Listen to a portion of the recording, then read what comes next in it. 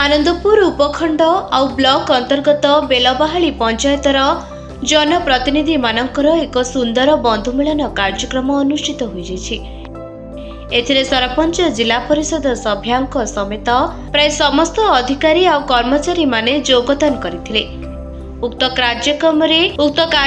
रे सरपंचक स्वतंत्र प्रतिनिधि समाजसेवी बी श्रीजुक्त वीरबर साहूक संयोजन पंचायत दरबार हॉल ठारे स्थानीय सरपंच श्रीमती दीप्ति साहूकर अध्यक्षतार मुख्य अतिथि भाव में स्थानीय जिला परिषद श्रीमती बी असीमा मिश्रक सहित सम्मानित बी अतिथि भाव में सामाजिक जंत्री श्रीजुक्त दीनबंधु मिश्र उपस्थित थिले। एथिरे परस्पर वार्ड सभ्य सहित सरपंच नायब सरपंच जिला परिषद सदस्यों भितरे बंधु मिलन अवसर में निज निजर भी आसर जमे बेले राज्य सरकार तरफ नुआ करी निजुक्ति प्राप्त सरकारी वकिल तथा विशिष्ट समाजसेवी और आईनसेवी श्रीजुक्त विचित्र कुमार चक्रंकु तांको निज गुण गारिमा को आधार करी अतिथि मानक मध्यरे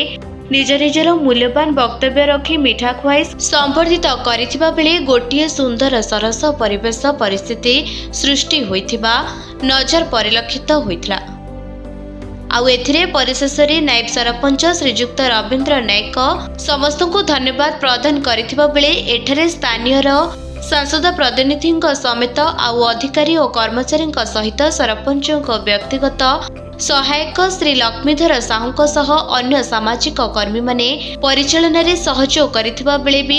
एथिरे शेष पर्यंत सबु काम रे सहयोग करी निज निजर बहुमूल्य समय दान करी निज वार्ड सभ्य सभ्या माने यथा श्री और श्रीमती श्रीजुक्त गुणनिधि साहू सह विलास बल जयराम साहू पूर्णचंद्र साहू राधाराणी साहू और झुनुबाला साहू ऋतुराणी साहू एवं रुक्मिणी साहू प्रमुख उपस्थित रही परिचालना मध्य करथिले। आनंदपुर निर्मला चंद्र रावणक रिपोर्ट निरपेक्ष न्यूज।